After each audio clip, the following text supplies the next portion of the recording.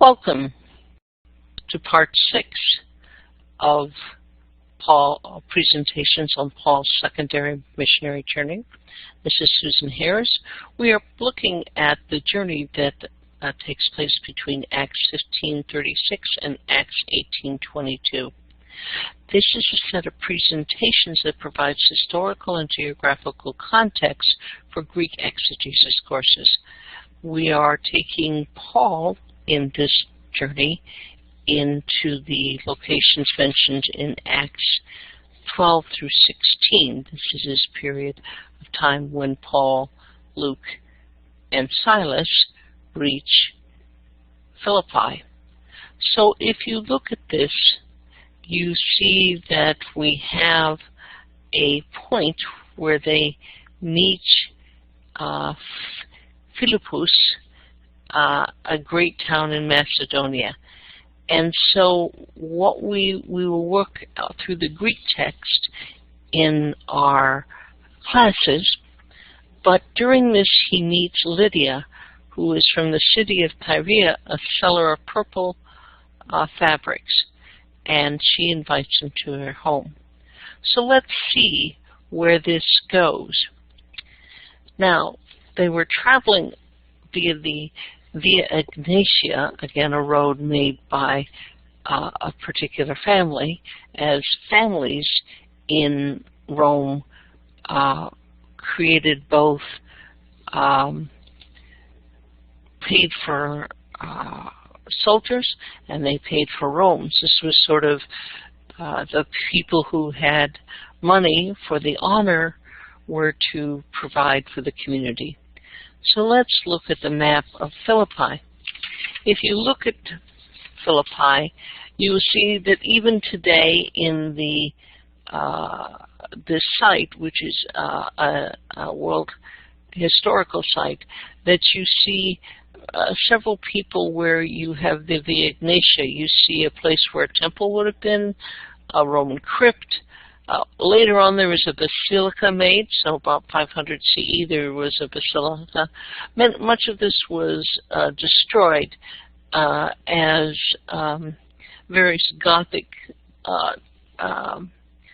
peoples went through this area in the later part of the 3rd century, around 250 CD. If you look at this, you have the library, the Christian Basilica, which again would have built later.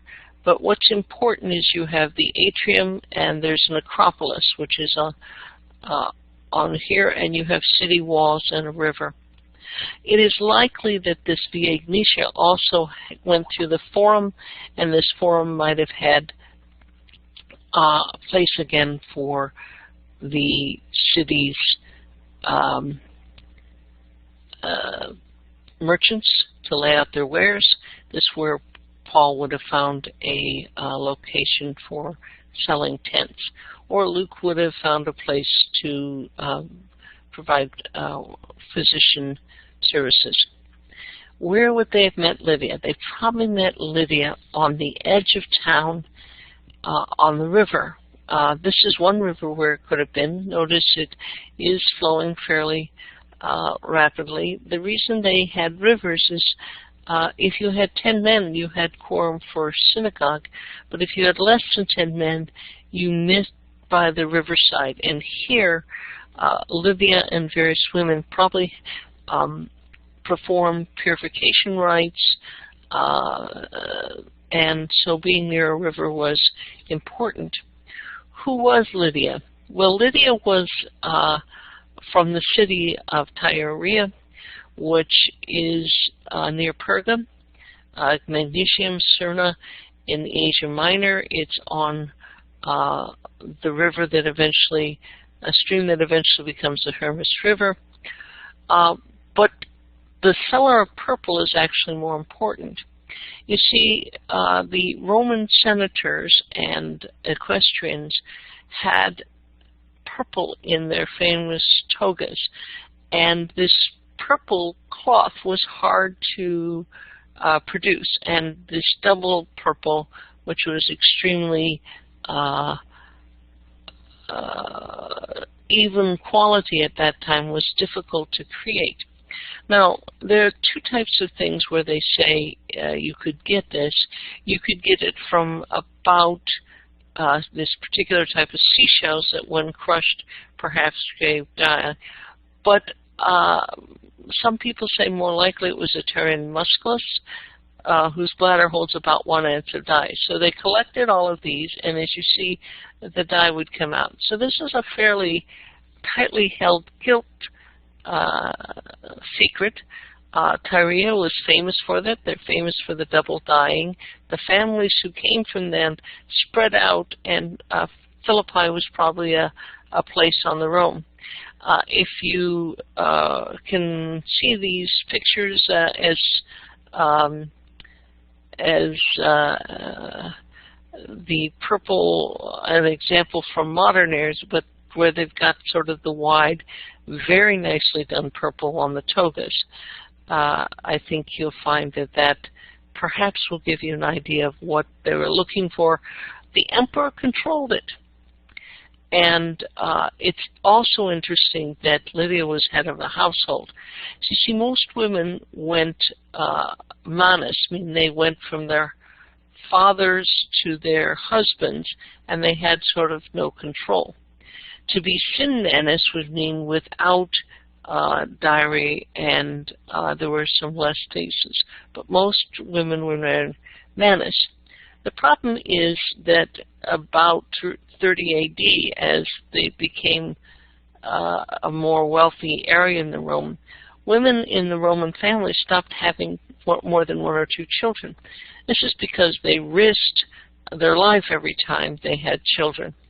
And Augustus found that the Roman families were simply not having enough children, so that there were leaders for the Roman armies, that there were leaders for the various parts of government from the top families. So he started to enact 2 laws to encourage women to have more. Law 1 was Lex Julia Martinus Ortinus, which said free women with 3 sons were exempt from taxes and curios, which means they could hold their own households. This meant if their husbands died, and many women married young so that they had a better chance of surviving childbirth, they didn't have to go be retransferred to a uncle or something if their father had died and their husband died. So this gave them a great deal to look forward to. So if they would try to have 3 to 4 sons, then big families were back in vogue. Now, the second law gave the same rights for the freed women, meaning slaves who had been freed, but they had to have 4 sons. And again, this provided more places for the army. If you look at the social order, Lydia was in a unique social order in that her, and again, please watch the Roman oligarchies, it's all about the money. The emperor was the patron of the Purple Cloth Guild, and Lydia, as a member of the guild, was a provider, and she would have been a client as the emperor. That's how come the cloth was tightly monitored. If you then notice underneath her would have been her clients, her household, or her purple guild, where she would have been a patron for them. So a client could then be patrons for others. Her slaves or her children, or even God-fearers might, within her household, would probably consider her household.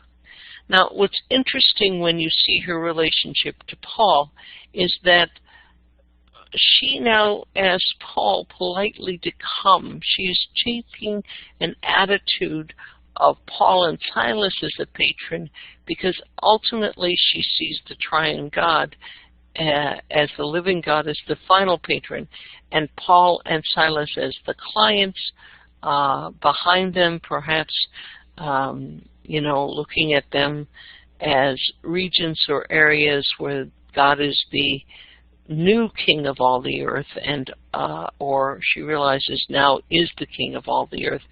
And Paul and Silas are obviously the apostles, and therefore they can be her patrons. And suddenly she changes from one set of patrons to another, or has two. In the Roman architecture, you may have two patrons, but one was usually one you favored more. That's just part of it. Well, that's the end of this saga. We're going to continue on talking about Acts 16 through 22 in our next presentation, Part 4. Thank you.